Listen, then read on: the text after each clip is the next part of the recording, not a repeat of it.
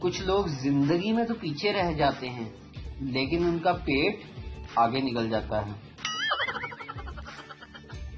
بندہ اپنی زندگی میں یہ 3 الفاظ کہنے سے پہلے اپنی مرضی سے جی سکتا ہے: قبول ہے، قبول ہے، قبول ہے۔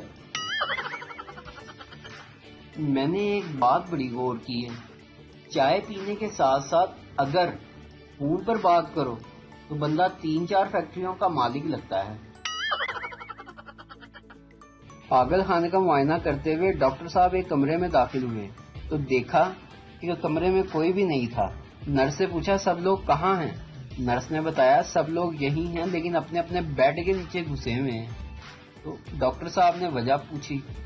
نرس نے بتایا وجہ یہ ہے کہ یہ سب لوگ اپنے آپ کو آٹو موبائل انجینئر سمجھتے ہیں اور اپنی اپنی گاڑیاں ٹھیک کر رہے ہیں۔ اگر آپ چاہتے ہیں کہ بیوی کے ساتھ انصاف کریں تو دوسری شادی کر لیں، کیونکہ انصاف تو 2 میں ہی ہوتا ہے، ایک تو خود جج لگی ہوتی ہے۔ کسی سے امید لگانے سے بہتر ہے کہ انسان ملتانی مٹی لگا لے، رنگ بھی گورا اور دل کو بھی سکون۔ دوست: بھائی کل تمہیں کیا ہوا تھا؟ بڑا دکھی لگ رہا تھا تم۔ دوسرا دوست: ہاں یار کل میری بیوی 25,000 کی ایک ساڑی خرید کر لائی تھی۔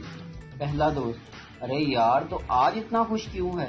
دوسرا دوست: آج میں اس لیے خوش ہوں کیونکہ میری بیوی تیری بیوی کو دکھانے کے لیے گئی ہے۔ ویڈیو دیکھنے کا شکریہ۔